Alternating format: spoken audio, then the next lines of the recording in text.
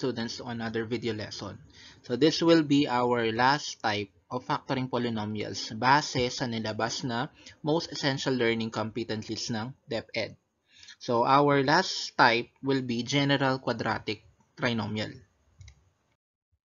So for our lesson objective, we have factor general quadratic trinomial where a is equal to 1 and a is not equal to 1 using trial and error and AC method. Okay? So, dalawa yung conditions na sinasabi niya dito. Yung numerical coefficient ng x squared ay equal to 1 tsaka not equal to 1. Before we proceed to our discussion, let's have a short activity. List down the required factors for each item. Factors of 6 that when multiplied together will give a sum of 7. So, ano ba yung mga pair of factors na kapag minultiply natin silang dalawa, magbibigay ng product na 6? So, lista natin. So, yun yung mga 3 tsaka 2. Kasi 3 times 2, 6. Tsaka 1 and 6. So, kapag in-add natin yung 3 tsaka 2, 5 ang lalabas. 1 tsaka 6 naman, pag pinag-add, 7. So, yung inahanap nating factors ng 6 na when multiplied together na magbibigay ng sum na 7 are 1 and 6. Next, what about the factors of 32 that when multiplied together will give a sum of 18? So, tuturuan ko kayo ng technique para mas mabilis nyo siyang masagot. So, unang gagawin nyo muna, list down nyo yung factors ng 32. Yung lahat. Okay? Una, 1, 2, 4, 8, 16, 32. So, yan yung mga factors ng 32. So, and then, pagpaparisin natin sila, 1 tsaka 32. Pag minultiply yan, 32. 2 tsaka 16, 32 din yan. Tsaka 4 and 8. So, kung i-group natin sila, 1 and 32, 2 tsaka 16, tsaka 4 and 8. Tsaka natin titignan kung alin ba dito sa mga factors niya na kapag pinag-add natin, lilitaw yung sum na 18. So, 1 and 32, ang sagot, 33. So, hindi ito. 2 tsaka 16, pinag-add, 18. So, tama. Next, 4 tsaka 8, 12. So, yung mga factors na hinahanap natin na magbibigay ng sum na 18, 2 tsaka 16. Our last item, factors of negative 28 then when multiplied will give a sum of negative 3. So, try natin i-apply yung kaninang sinabi ko. So, lista muna natin yung mga factors ng 28.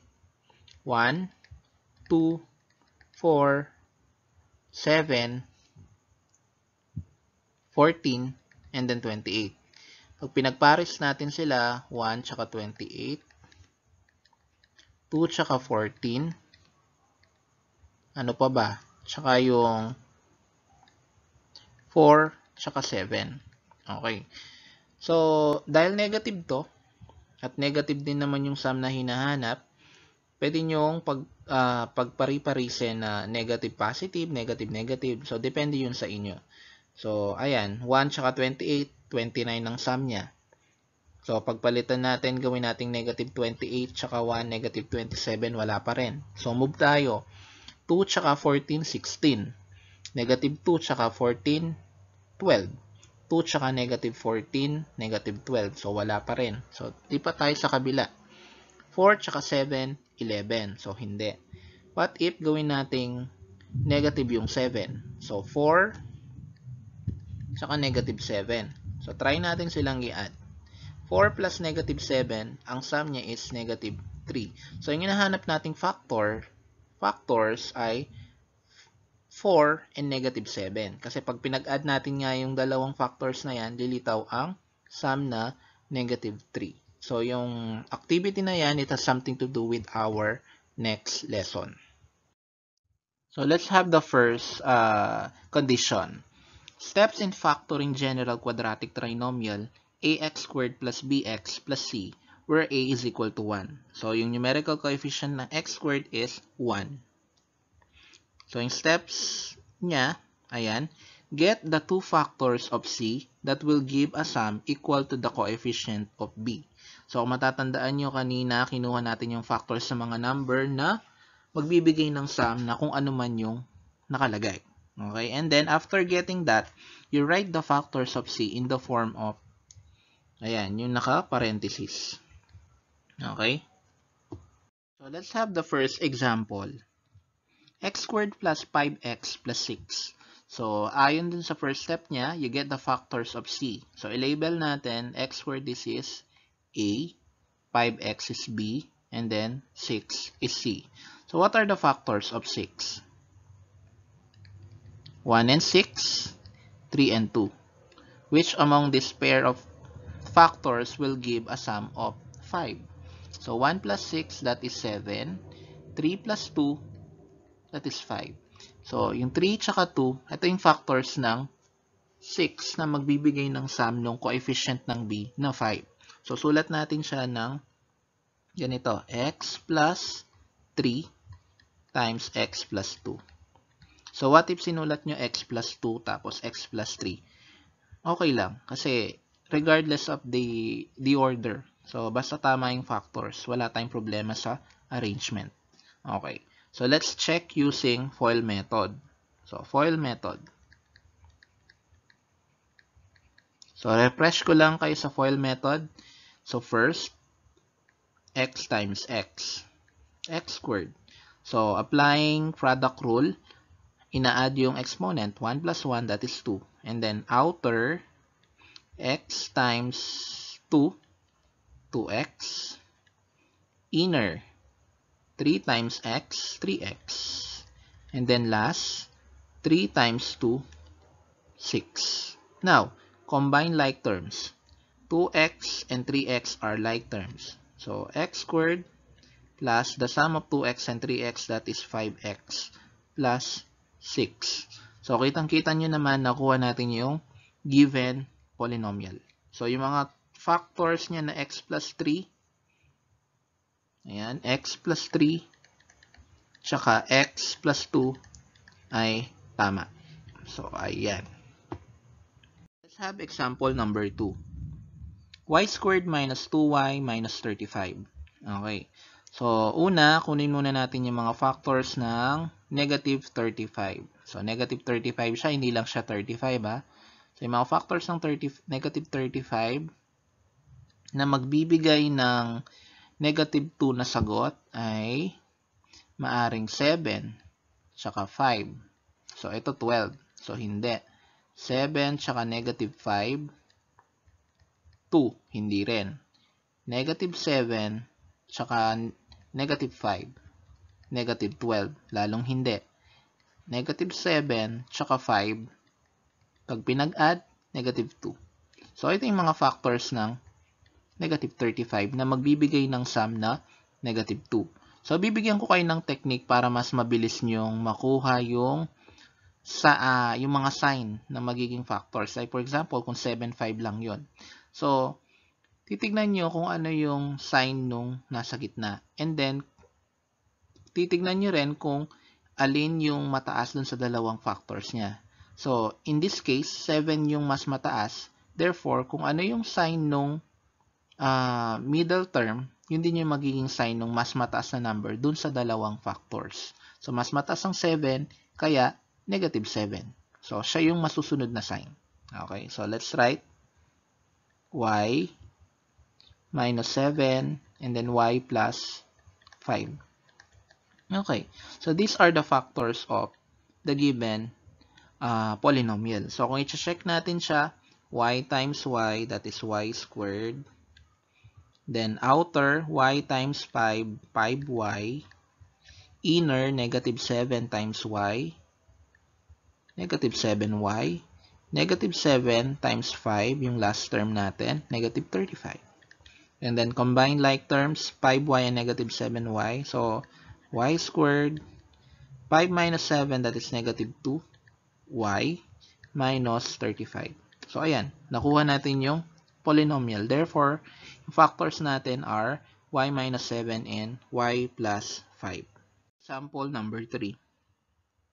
Z squared plus 5z minus 36. So, yung mga factors ng 36 muna. Okay?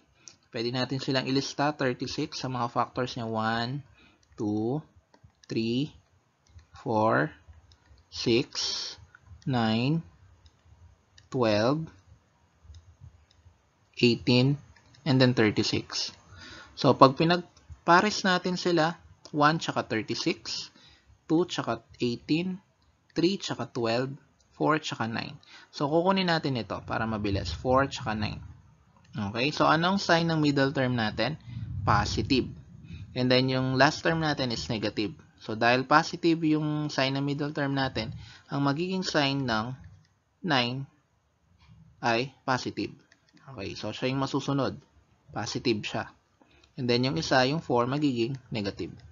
So, check mo. 9 minus 4, 5. 9 times negative 4, negative 36. So, ito yung factors ng given polynomial natin. Example number 4, a squared minus 14a plus 48. Again, 48.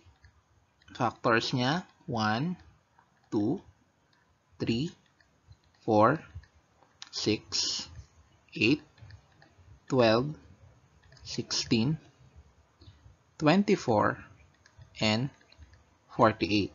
Okay. So, dito, ang middle term natin ay negative. And then, ang sign ng last term natin is positive. So, ang mangyayari dito, yung dalawang factors natin, kailangan negative sila. Kasi kapag minultiply natin yung dalawang negative, magiging positive ang sign niya. So, kunin natin yung factors ng 6 tsaka 8. Okay. So, pag ginawa nating positive pareho yung 6 and 8, 6 plus 8, magiging 14. Hindi natin makukuha yung negative 14. So, ang gagawin natin, pareho silang negative. So, a minus 6, a minus 8. So, check natin. Negative 6 plus negative 8, negative 14. Negative 6 times negative 8, that is positive 48. So, diba? Kadali lang. So, these are the factors of a squared minus 14a plus 48. Last example for the first condition, we have m squared plus mn minus 42n squared. So, ano po ba yung coefficient ng middle term? So, kapag po variables lang sila, automatically ang numerical coefficient niya ay nila is 1. Okay? So, pero hindi natin kailangan sulat na 1mn, 1x. Walang ganun. So, understood kapag m lang, variable lang siya, m, a, b, c, or any variable, ang value lang niya is 1. Now, the factors of 42. Okay. 1, 2, 3, 6, 7, 14, 21, and 42. Okay.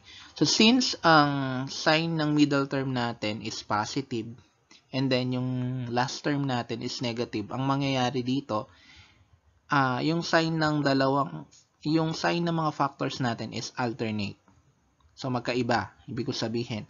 So, yung isa positive, yung isa negative. So, titingnan natin sa mga factors na to, alin ba yung magbibigay ng sagot na 1. So, yun yung 6, tsaka 7. Okay. So, ngayon ang tanong, ano ang magiging sign ng 6? Ano yung magiging sign ng 7? So, tignan natin yung sign ng middle term, positive. So, dahil positive to, yun din yung magiging sign ng pinakamataas na number, pinakamataas na factor dun sa dalawa na yon. So, that is 7. So, sulat natin m plus 7n tapos yung isa m minus 6n. So, let's check. 7 mn plus negative 6 mn. So, that is mn. 7n times negative 6n, that is negative 42n squared. So, this is our final answer. Let's have the second condition. In here, the numerical coefficient of x squared is not equal to 1. And then we will use AC method. What is AC method? We will multiply the coefficients of A and C and express the factors PQ that will give a sum equal to the coefficient of B.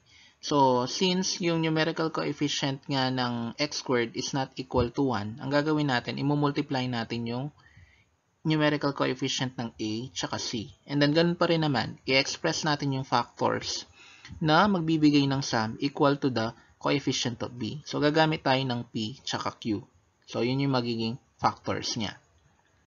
And then, after getting B from the factors PQ of the product of AC, write the factors in the form of the quantity of x plus P over A times the quantity of x plus Q over A.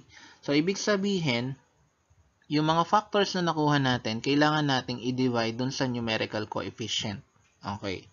So, kapag ang numerical coefficient natin ay na-divide dun sa factors ay may remainder, ang gagawin natin, itong A na to, ililipat lang natin sa tabi ng X. So, pero kapag na-divide naman yung P sa A, hindi na natin kailangan pang gawin yon. So, let's have example number 1. 2a squared plus 9a plus 4. So, the first step we need to do is to multiply the coefficient of A and C. So, 2 times 4, that is 8. Now, list down the factors of 8 that will give a sum of 9. So, list down muna natin factors ng 8. So, 2, tsaka 4. Ano pa? 1, tsaka 8. So, yun lang naman ang factors niya. And then, 2 plus 4, that is 6. 1 plus 8 is 9. So, yung mga hinahanap nating factors, 1 tsaka 8. And then, isusulat natin sa form na ganito, a plus 8 over 2. So, saan nanggaling yung over 2? So, yun yung numerical coefficient ng first term natin dito, na a squared. Yung isa naman, a plus 1 over 2. Okay, now, can we divide 8 by 2? Yes. 8 divided by 2, that is 4. So, 8 plus 4. And then, 1 divided by 2. So, magkakaroon siya ng remainder. So, ang gagawin natin, itong 2 na to, itatabi lang natin siya sa tabi ng a. So, magiging 2a plus 1. Therefore, the factors of 2a squared plus 9a plus 4 are a plus 4 tsaka 2a plus 1. So, let's check. Okay. Using FOIL method, a times 2a, first muna, 2a squared. Outer, a times 1, a. 4 times 2a, inner, that is 8a. And then last, 4 times 1, 4. Combine like terms, a plus 8a, that is 9a. So, sulat natin 9a. Tapos bring down, sulat lang ulit natin 2a squared, tsaka 4. So, kitang-kita nyo naman, nakuha yung product ng original polynomial, yung ating given polynomial. So, ayan. So, yung mga factors niya is a plus 4 and then 2a plus 1. Next, example number 2. 6b squared minus 13b plus 6. So, multiply natin yung first term tsaka yung last term. That is 36. So, what are the factors of 36 that will give negative 13? So, yun yung 4 tsaka 9. Okay, so pwede nating list yung iba. 1, 36, 2 and 18, 3, 12, 6 and 6. Pero yung 4 and 9 lang ang magbibigay ng 13. So, tapos, negative ang middle term natin. So, ang gagawin natin, negative din yung mga sign nila. Ayan, b minus 9. So, don't worry kung negative yung sign ng mga factors natin. Kasi kapag minultiply yung dalawa na yon, lilitaw naman yung positive 36. Now, i-divide natin yung mga factors ng 6. 6. Now, can we divide 4 and 6? 4 by 6? 9 by 6? No. Pero pwede silang i-simplify. So, magiging b minus 2 over 3 tsaka b minus 3 over 2. So, since hindi naman pwedeng i-divide yan ng walang remainder,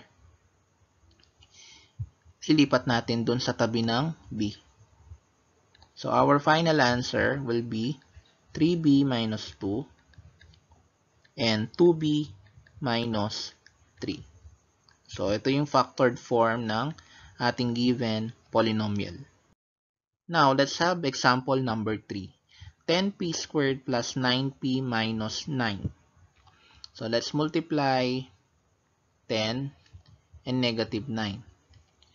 The product is negative 90. So, anong factors ang negative 90 na magbibigay ng sum na positive 9p? Okay, so pwede nating ilista yung mga factors niya. 190, 245, 330, 518, 6, and 15. Tsaka, ano pa? 9 and 10. Okay?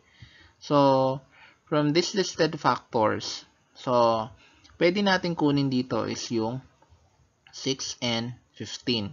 Kaya lang, pag pinag-add natin ng 6 and 15, ang sum niya is 21. So, ang gagawin natin dito, yung isa positive, yung isa negative. So, alin na magiging positive dito, alin na magiging negative. Okay. So, titignan natin, ano ba yung sign ng middle term? Positive. Okay. So, dahil positive to, ang sign nung mas mataas dun sa dalawang factors na yun, ang magiging positive. Yung isa, magiging negative. So, ganito siya. P plus 15 times P minus 6. Check natin. 15 minus 6 or 15 plus negative 6, positive 9. 15 times negative 6, negative 90. Okay, so hindi nakuha yung last term. Talagang hindi makukuha yan kasi meron pa tayong next process. So, i-divide natin yung numerical coefficient na 10. Okay? Next. Again, 15 divided by 10, hindi siya pwedeng i-divide. So, P plus 3 over 2 lang. Kasi pwede siyang i-simplify. Yung isa naman, P minus 3 over 5. So, since hindi natin ma-divide, ganun pa rin. Itatabi natin yung mga denominator sa tabi ng P. So, ililipat natin. Yun yung pinaka-tip ko sa inyo. So, final answer will be 2P plus 3 times 5P minus 3. So, the factored form of 10P squared plus 9P minus 9 now is or are 2P plus 3 and 5P minus 3. Okay? Let's have example number 4. 3x squared minus 13x minus 10. Multiply 3 and then negative 10. That is negative 30. What are the factors of 30? 1 and 30, 2, 15, 3, 10, 5, and 6. So, sa mga nakalistang factors na to, titignan mo yung 3, tsaka 10, pwede siyang 13, di ba? Kahit na negative 3 and negative 10, pwede rin siya negative 13. Kaya lang, kapag minultiply mo yung negative sa negative, dapat, di ba, positive yung sign ng product? Hindi pwede kasi ito, negative yung ating constant term, yung ating last term. So, pwede natin gamitin dito is 2, tsaka 15. So, alin dito ang magne-negative? Siyempre, yung 15. Tandaan, kung ano yung mas mataas doon sa dalawa, susundan ng sign yung nasa middle term. So, x minus 15 times x plus 2. And then, divide natin sa 3. Pareho. So, can we divide 15 by 3? Yes. So, the quotient is 5. And then, 2 divided by 3, hindi pwede kasi may remainder. So, lipat natin dun sa tabi ng x. So, magiging 3x plus 2. Now, the factored form of 3x squared minus 13x minus 10 is this one. Our last example for second condition, 6y squared minus 17y minus 14. Okay, so let's multiply 6 and negative 14. That is negative 84. Now, you list down the factors. We list down the factors of negative 84. So, 84, 1 and 84, 2 and 42, 3 and 28, 4 and 21, 6 and 14, 7 and 12. Okay. From this listed factors, so ito lang ang magiging sagot natin, yung 4 tsaka 21. So, lista natin, y minus 21 and then y plus 4. So, negative ang 21 kasi mas mataas siya dun sa 4. So, kasi yung sign ng middle term natin is negative. And then, we divide it by 6. Okay. So, y minus 21 divided by 6 cannot be, but it can be simplified. So, 7 over 2. Same with 4 over 6, 2 over 3. And then, pareho natin silang ililipat sa tabi ng y. Magiging 2y minus 7 and 3y plus 2. So, this is our final answer. So, after natin mapag-aralan yung mga types of factoring polynomials, of course, kailangan nating i-apply yon. So, our last lesson will be solving problems involving factoring. So, lahat ng mga natutunan nyo in factoring polynomials, common monomial factor, difference of two squares, sum and difference of two cubes, perfect square trinomial, and general quadratic trinomial, may apply dito using real-life problems. So, yun lang. Maraming salamat.